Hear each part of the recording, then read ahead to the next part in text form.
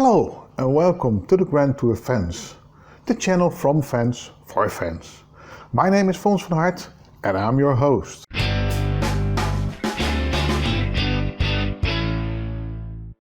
Welcome back to the second episode of the interview which Freddy Clode of the Home and Host podcast did with the Grand Tour executive producer Mr. Andy Wilman. In this part, Andy Wilman tells how he and Jeremy Clarkson changed Top Gear for a restart in 2002. It takes us to the years till March 2015 when the BBC decided not to continue their contract with Jeremy.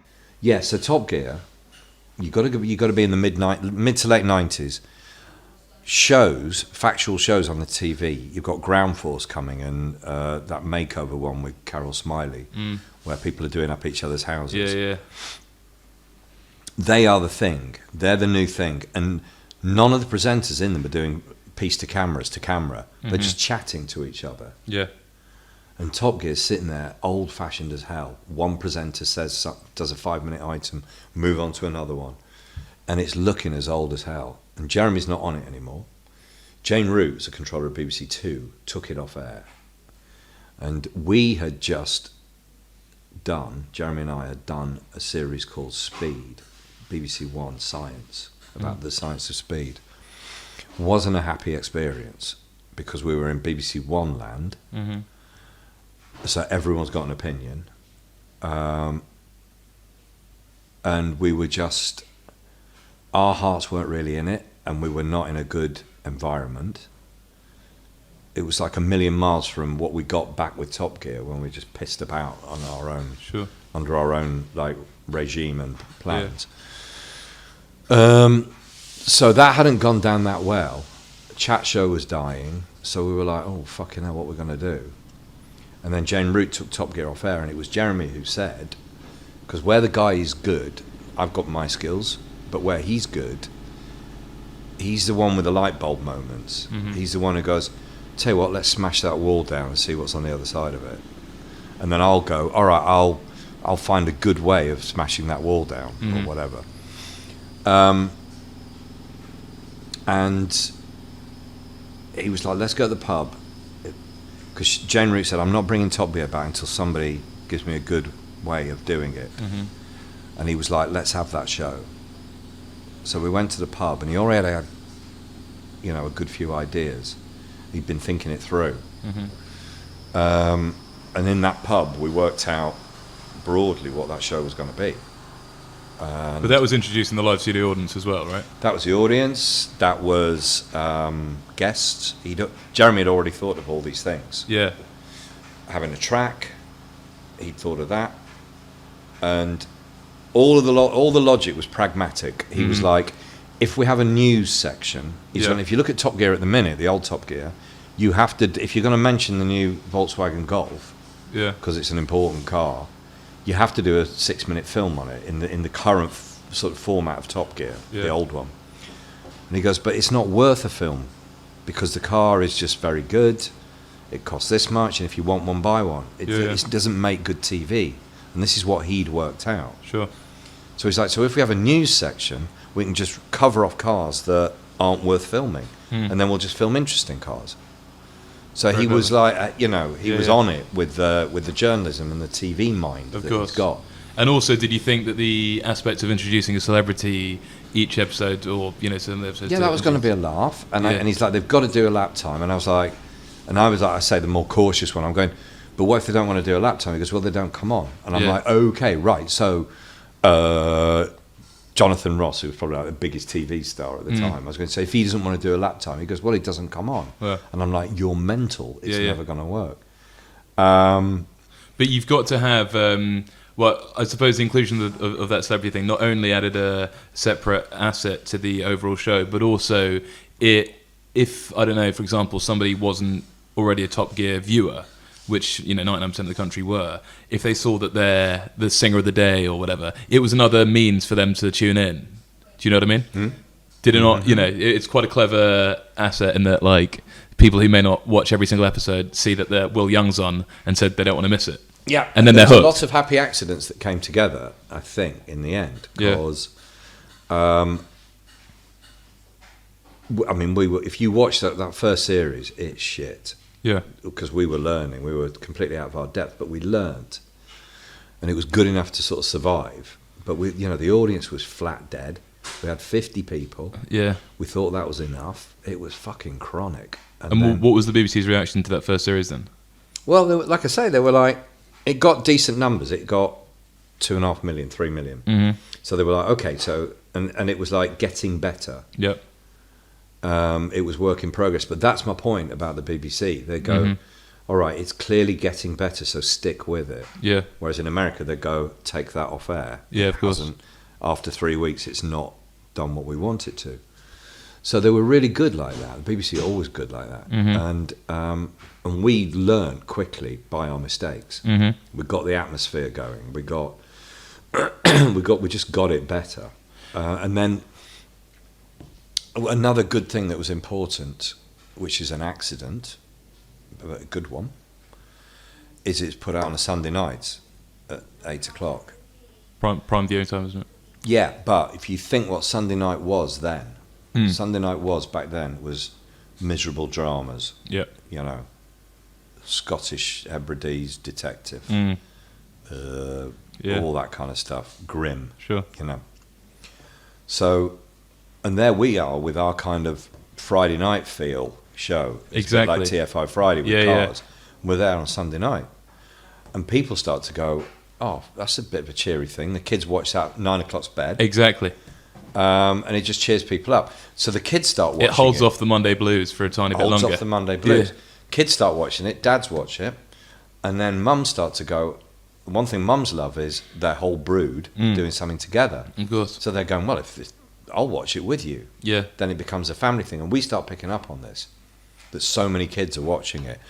And the Stig, who was invented as a solution to a problem, becomes a great popular character. And the problem was that you couldn't find a racing driver who had a good enough personality. Who could speak, because a lot of them are complete planks. Yeah. And I'd done a kind of, it was like that bloody Minority Report board where I'd done, right, if Jeremy does that, and then we have 2 more presenters and they're doing X and Y. Yeah. So the racing driver has got to be doing X and Y. And I was going, there's nothing for them to do. And anyway, we can't find one that can speak. And again, Jeremy went, hang on a minute, why do they need to speak? And I was like, where are you going with that? And he went, he goes, I can do that slidey stuff with the cars, power slides and smoky tyres. He went, I can do that. Tiff had taught him all that kind of thing. Sure. Tiff Niddell. He goes, I can do that, but what I can't do is what racing drivers do, which is precise lap times, where they shave a tenth off everything. And he said, now what do we need out of that racing driver? We need the lap time of the car. So he goes, so we don't really need him to speak, so why don't we milk that and we'll have an anonymous driver that no one knows, and then people will be trying to work out who it is. But it was all because we couldn't find the driver. And why the name The Stig? Well, we wanted to call him the Gimp. So the first guy we got was this guy, Perry McCarthy, and he was like, fuck off. I'm not doing that if you call me a Gimp. Fuck you, fuck off. So we're like, all right. And then Stigs were what new boys were called at Repton. Okay. So we just did that. And that's what we did. So everything was like last minute. So you have sort of 3 years after the first season, I should say, of incredible success. It starts to get more and more popular. Yeah. And, apparently the waiting list for a ticket to come to the show was 21 years. It was something like that. Yeah. Yeah. Sort of the same as waiting for a membership at Lord's. It's kind of insane. I wouldn't know that. No, but just a side reference there, Andy. It was the same as Lord's. Anyway, so everything seems to be going well, and you guys are quickly becoming the biggest factual show on TV. Obviously, do you go out through BBC America? Yeah. Yeah. And then I just want to take you back to the 20th of September to 2006. Is that Richard's crash? Yeah. Yeah. Where were you when that happened? In the edit suite. Really? Can you just take me back to that? He'd come in, started the golden years as a team. So he'd come into the office, and like I say, everyone's throwing in what they want to do. It's getting big, but it's still loose, And Richard comes in, And we're like, well, we're just having a bit of a brainstorm for ideas for this series. And he went, I want to go really fucking fast, this series. And I was like, well, like what? And he went, like, really fucking fast. Like, I want to know. I'm not finding anything for that. This is my phone. God, that is terrifying. Hey Series, what are the white line really fucking fast? Okay. Our phone's just joined the podcast. I know, that is terrifying. So where was I? Yep. He wants to go fast. Really fucking fast. Yeah. And so there's this jet car that can do 300 or so miles an hour. He went, yeah, that fucking fast. And he went, so I can talk about it. Formula One cars are 220, but I want to go more than that. So we set the film up, and then he had the crash. And there's no process pre the crash going in such a fast car where he has to, I don't know, qualify to be able to do so or not. I can't remember what qualifying he did. I mean, there was a really good producer, Grant, on it, and he did all the health and safety. So he got like the air ambulance booked. Yeah. He looked at Richard's crash helmet and went nah, and went and got a Formula One approved crash helmet. Small things like that ultimately showed his life. Yeah. So you weren't actually there when it happened? No, because it was just another film. Yeah. So I'm down the edit, cutting films. Then I get a call going, Richard's crash, ringing the hospital. And it's one of those moments where they go, look, can't talk now. And I'm like, what the fuck? And so I'm getting back and going, talk. And they're going, Andy, fuck off, we've got to deal with this. Yeah. And then, they ring back, go, he's speaking, it's okay. And you're like, oh, God for that. Fuck, yeah. Right, get back on with everything. And then they ring back, no, he's unconscious, the air ambulance is coming. So you're like, just jump in your car, go. Yeah. So I'm on the traffic on the M1. And the guy at the hospital said, I can't tell you anything, but other than that he's in a critical condition. And I'm like, you are joking, it's like, you just don't want to hear those words. No. And he went, yeah, it's not good. And you think, we're pissing about 2 days ago, talking about going really fucking fast, and it's a 10-minute film for a car show. So the illogical elements, and you've got all these cars in front of you, and you're doing 48 miles an hour, and Mindy was driving up as well. And that guy at the hospital, he was a prick, actually, because he would just tell you enough he followed protocol. Yeah. But he told, when the press rang, he said, yeah, he's in a critical condition. But he doesn't tell us anymore. No. So his wife he's in a critical condition on the radio as she's driving up there. So. He was a twat, whoever that was. Yeah. And then we got up there, and he was lying there looking bad. And the doctor explained that you're in this critical period where you wait for his brain the swelling apparently around the base of the spine is what suffocates you, and that's what they feared. Yeah. Now I think in America they cut your skull away to let it swell, but that wasn't happening up there. But they were obviously very good. It was Leeds, and they knew what they were doing. And then we just had to wait and wait and wait. And totally out of our depth. Yeah. Because the most noise around us would have been Jeremy saying something stupid in the news about traffic wardens or something like that. Anybody who goes below 70 on the motorway, I'd have snipers on the bridges shooting them. Gets in the Daily Mail. That's the most fuss that's been sort of made. Yeah. And there we were dealing with that. Thing is, I remember when the news broke, I didn't affiliate it with Top Gear for some reason. I thought it was like a separate challenge which he was undertaking in his personal life, as it were. Do you know what I mean? How old were you? I was 13. 13. Yeah, maybe I wasn't properly consuming the press. But I just never really remember it being like a Top Gear issue, if that makes sense.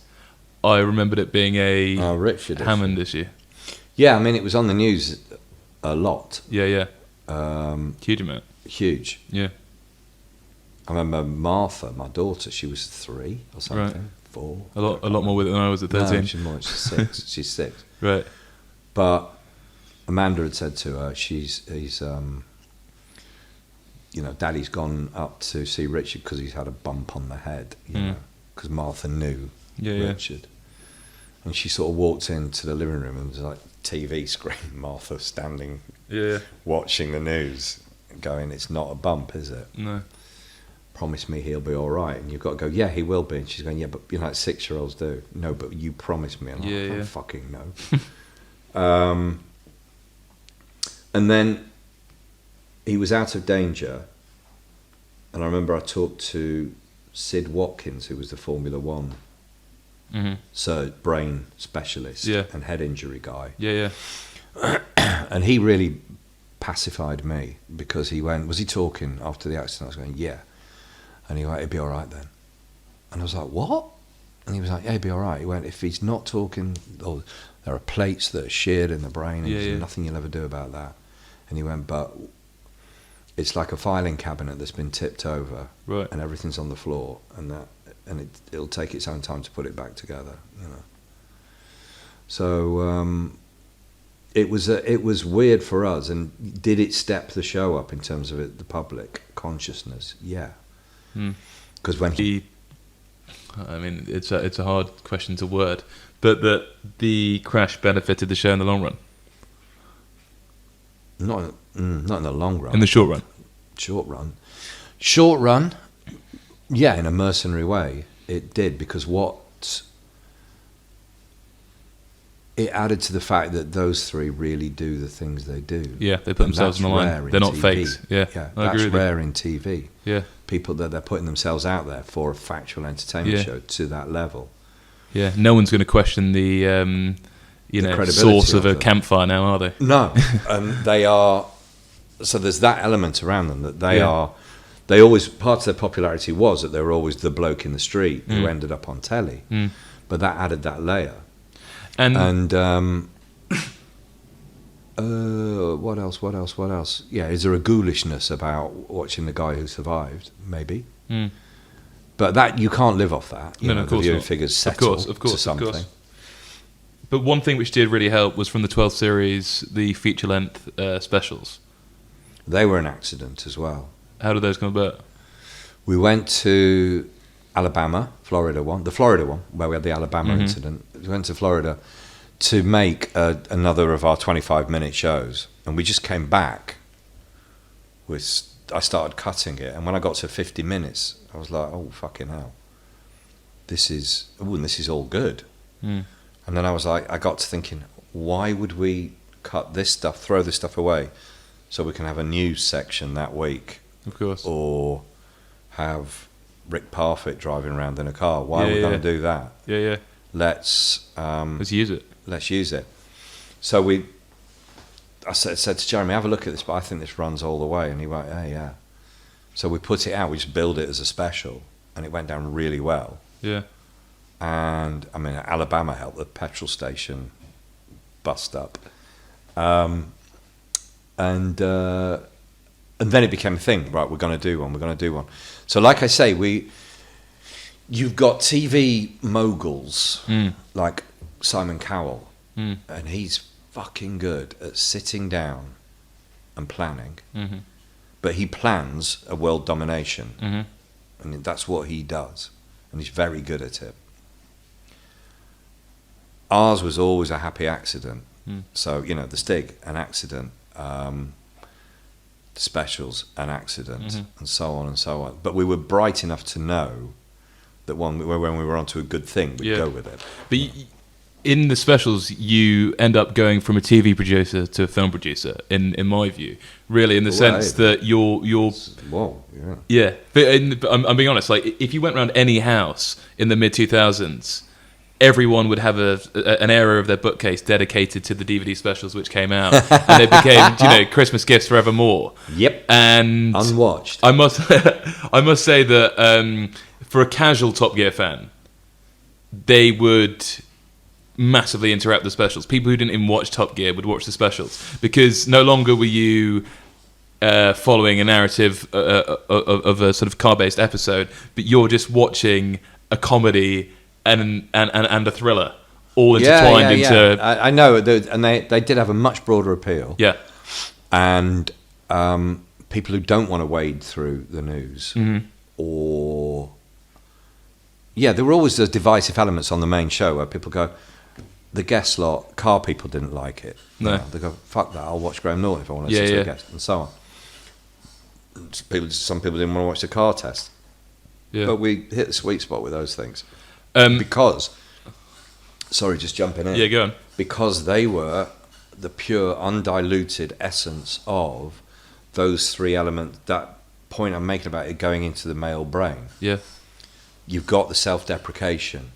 You've got the scenery, the backdrop and everything. You've got the banter. Mm-hmm. And another important factor is nothing really happens. We were surrounded at the time by shows. There was a whole fad at the time for shows called How To and 60-Minute Makeover and Improve Your... And shows would always start. BBC was full of people going, at the end of this show, you will know how to, sell your house, do up your house, cook, improve your accounts, and so on. And in our show, it was at the end of this hour, fuck all will have happened. You'll have had a break from life, basically. Not much, but 3 men will have driven 3 shit cars somewhere. Yeah. And that's as much as you're going to get. And that, taking a break from having to succeed, achieve, what have you, just being laid back in that way, celebrating failure. Yeah. It was such a tonic, I think, in the schedules. Of course. Well, you see now that so many media outlets have copied that way of trying to let talented people on screen entertain an audience for an extended period of time without having to have too much structure. Yeah. That you've seen a huge loosening of planning, as you were saying earlier about Simon Cowell and all this stuff. All the shows are completely thought out, things like that. Whereas nowadays you see a lot more, I suppose it's reality TV in a way, but not really, structured and clever. Yeah. Obviously those are huge financial successes, DVD sales, all the things, merchandise, and you guys own the rights to that, didn't you? Yeah, we shared it with the BBC, which was quite an achievement. Yeah, how did you negotiate that?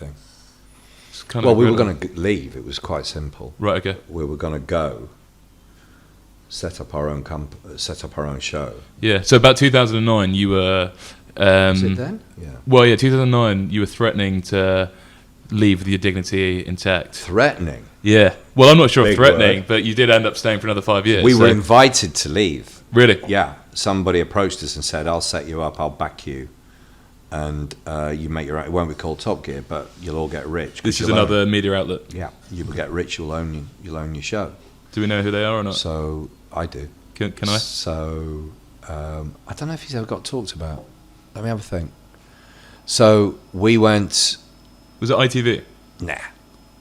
So we went, we said we're off, we're going. And then at that point, BBC, fucking chronic at that sort of thing. They were like, oh, well, we'll double your wages. And we're like, no, you don't understand. Yeah. We're going to own our own show. Yeah. So at that point, BBC Worldwide had to say, all right, we've got to make them a proper offer because they're selling this thing, they're making all the money. So they had to rewrite the deal where they cut us in. Okay. And that's how that came about. And that went on for till the end. Yeah. Till the end. So you end up staying and doing 3 or 4 more years, and then 2014 seems to be, in my view, the catalyst to spark the flames which engulfed the end of your time on Top Gear. Yeah. The incidents in Argentina and Burma. Well, they weren't a problem. All right, Burma was dumb. Yeah. Argentina wasn't a problem. No. I mean, it was a terrible time. Yeah. But it was one of the rare occasions where we weren't guilty of the crime we were accused of. Of course. But whereas Yeah, when we were rude about Mexico, that was dumb. That was our stupid, filter gone. And even at that point, you don't have a BBC lawyer or someone look over content before it goes out. No, You do. you do. But they green-lighted everything. They were happy. Yeah, I mean, Okay. it's one of the ironies that when we left the BBC, people used to come up to me and go, "Well, you can finally do what you want and say Yeah. what you want," and I'm like, Well, you can't really. "Fuck off! We've Yeah. been doing this for Yeah. How do you think we got into so much trouble and caused course. so much Yeah, yeah. controversy? It was allowed. Yeah. You know, the BBC compliance team is the best in the world. Yeah. There is no question. Yeah. They let you go a long way, and their whole thing and they used to use us as an example to other shows who they were trying to get them to be more edgy. So they would say, look at the way they're doing it, Yeah. which is because the whole point is it's not getting a complaint doesn't matter. No. It's being able to defend yourself when you do. Of course. And that's the mantra at compliance. Yeah. The people who decide how far you can go. And we did that. We embraced that. So they loved us in that sense, is that we were actually functioning properly. Whereas if you got shows that were going, we better not do that because we'll get complaints.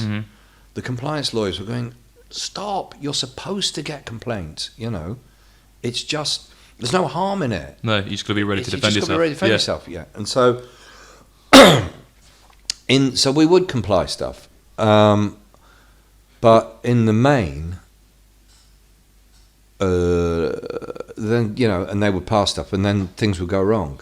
Do you think, though, because you guys were kind of, as you said in some interviews before, a bit more relaxed and losing maybe a bit of interest because you've done so many episodes, so many... We weren't losing which is- interest, we were knackered. Knackered, yeah. Sorry, we were strung out on a You were wire. strung out. Sorry, Yeah. that's a better way to put it. But do you think that when things obviously came to a final blow, if you pardon the pun, with the it was the name Oisin, what was his name? Oisin, sorry. Yeah. Oisin.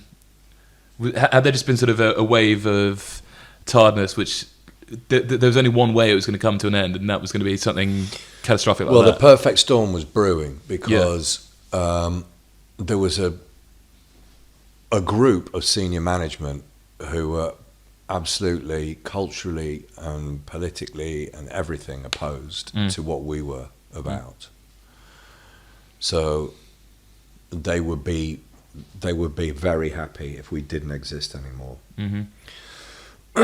So that was a small group but a powerful one. Like I say, all our guys, the BBC compliance team, we had a good relationship. A lot of BBC management, we had a good relationship. But the friction was building between us and them. We were series 22 or whatever, so you've got that pressure of you're starting to struggle for stories, you're creaking, and you're worn out, knackered, because making Top Gear and making Grand Tour is vicious in terms of the workload and the amount of stuff we shoot too much, we do too many things, they're too ambitious, but you still got to deliver on time, put it in a bottle. And all that was coming apart, and everyone was knackered with everybody else. So everyone got tetchy. And then, something like Burma, we'd made a stupid mistake.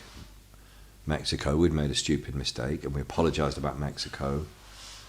And they were like dumb things where we'd shot ourselves in the foot, giving everyone who was in opposition and ammunition. Then Argentina comes along, where there's this whole scandal that we deliberately made a number plate to wind up Argentinians. We didn't. I could waste 3 hours of tape explaining why that couldn't possibly happen, but we didn't. But at that moment, the BBC, that lot that hate us, are like going, it's just another example of their behaviour, So it all builds. And then we got the guy in charge of the BBC, the TV, said, right, I want an investigation into their office, their practices, their working practices. Well. And I was like, on what grounds? And they were like, well, we don't think you look after your staff properly. We think, it could be a hideous working climate in there. So I was like, okay, wankers, fill your boots. And I was very aggressive. And this guy came in and he interviewed everybody, and he gave us a glowing report, because we actually are, at that time, we were a very dysfunctional family, but we are a family. Yeah. And that didn't please the powers that be, that we got this glowing report about actually our working culture and practices were fine. And it grew from there, and it grew from there. And then we get to the whole evening where